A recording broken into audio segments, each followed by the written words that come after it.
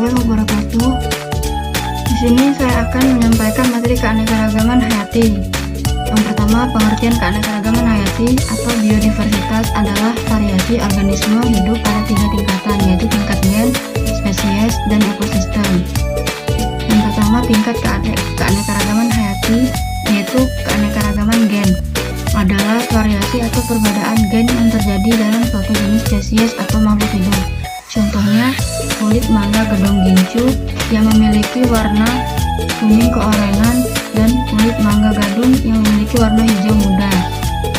Yang kedua, keanekaragaman jenis atau spesies adalah perbedaan yang dapat ditemukan pada komunitas atau kelompok berbagai spesies yang hidup di suatu tempat. Contohnya, hewan dari genus Panthera ini yang memiliki beberapa kesamaan, tetapi memiliki berbagai macam spesies, seperti harimau, singa, kucing, dan cheetah. Yang ketiga yaitu keanekaragaman ekosistem. Keanekaragaman ekosistem terbagi menjadi dua, yaitu ekosistem alamiah dan ekosistem buatan. Ekosistem bervariasi sesuai spesies pembentukannya. Ekosistem alamiah terdiri dari danau dan sungai. Ekosistem buatan terdiri dari bendungan dan sawah. Itu ekosistem.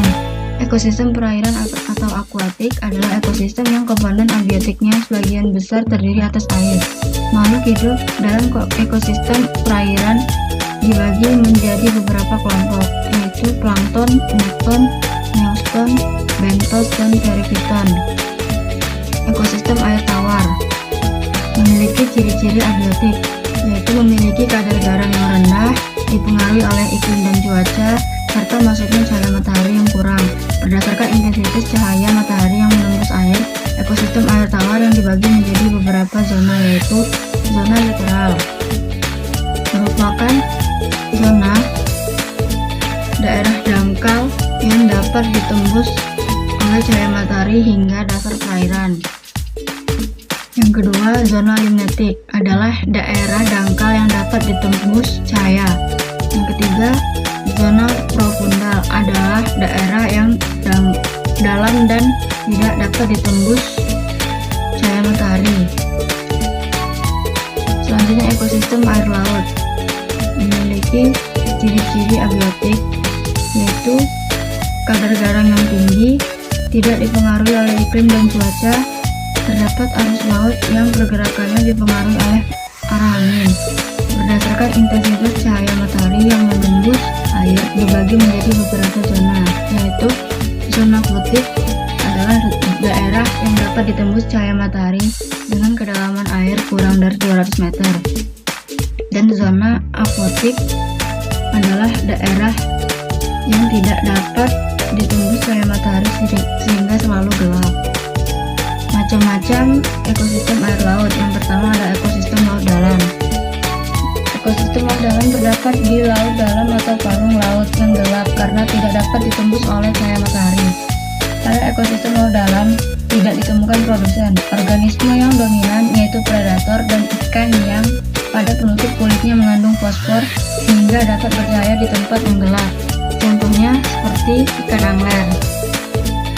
Ekosistem terumbu karang. Ekosistem terumbu karang terdapat di laut yang dangkal dengan air yang jernih. Selanjutnya, ekosistem estuari.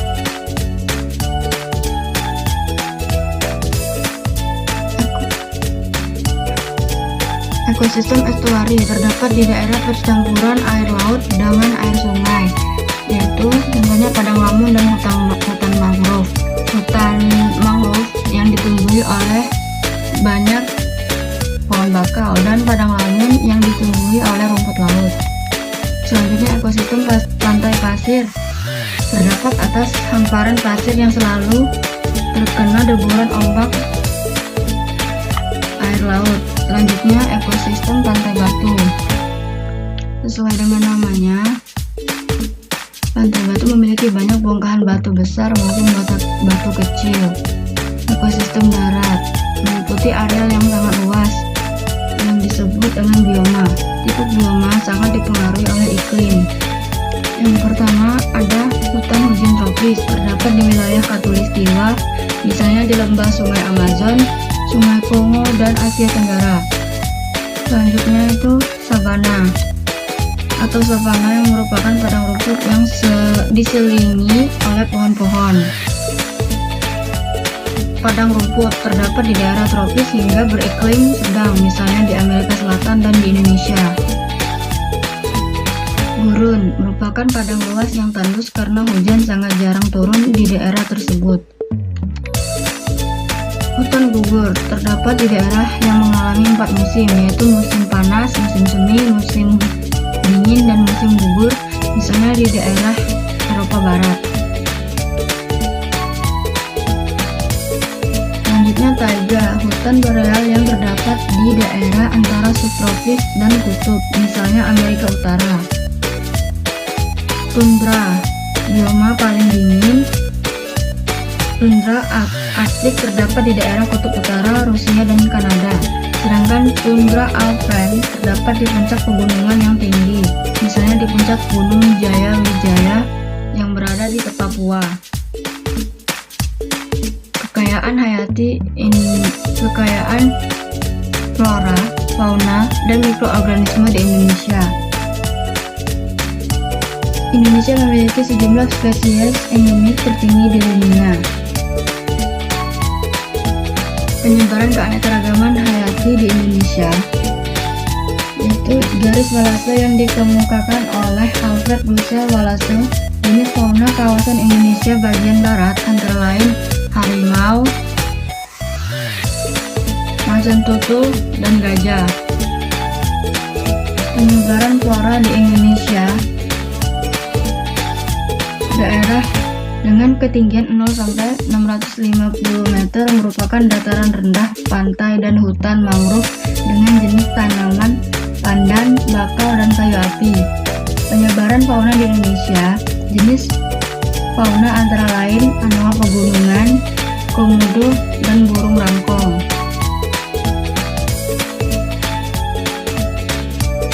Selanjutnya, fungsi dan manfaat keanekaragaman hayati di Indonesia. Yang pertama, sebagai sumber pangan. Contohnya seperti tanaman padi, ubi jalar, talas, dan buah-buahan. Sebagai sumber obat-obatan, yaitu buah merah untuk obat kanker dan diabetes, buah mengkudu atau buah pace untuk menurunkan tekanan darah tinggi. Selanjutnya sebagai sumber kosmetik, bunga mawar dan melati untuk parfum, dan kemuning bengkoang itu untuk lulur yang menghaluskan kulit. Selanjutnya sebagai sumber sandang, kapas untuk dipintal menjadi kain atau sumber bahan pakaian. Selanjutnya sumber papan, tanaman jati, kelapa, nangka, bambu, dan kayu ulin. Yang terakhir sebagai aspek budaya, upacara ngaben di Bali menggunakan 39 jenis tanaman. Selanjutnya, menghilangnya keanekaragaman hayati. Yang pertama, hilangnya habitat yang diakibatkan manajemen pertanian dan hutan yang tidak berkelanjutan menjadi penyebab terbesar hilangnya keanekaragaman hayati. Yang kedua, pencemaran tanah, udara, dan air. Nitrogen dan sulfur oksida yang dihasilkan dari kendaraan bermotor jika bereaksi dengan air akan membentuk hujan asam yang merusak ekosistem. Perubahan iklim karena pencemaran udara oleh gas karbon dioksida yang menimbulkan efek rumah kaca. Selanjutnya, eksploitasi tanaman dan hewan. Secara besar-besaran dilakukan terhadap komoditas yang memiliki nilai ekonomi tinggi, misalnya kayu hutan untuk bahan bangunan. Yang kelima, adanya spesies pendatang. Contohnya ikan pelangi yang merupakan spesies endemik Papua Barat terancam punah karena dimangsa oleh ikan mas. Yang terakhir, industrialisasi pertanian dan hutan. Para petani cenderung menanam tumbuhan atau memelihara hewan yang bersifat unggul dan menguntungkan.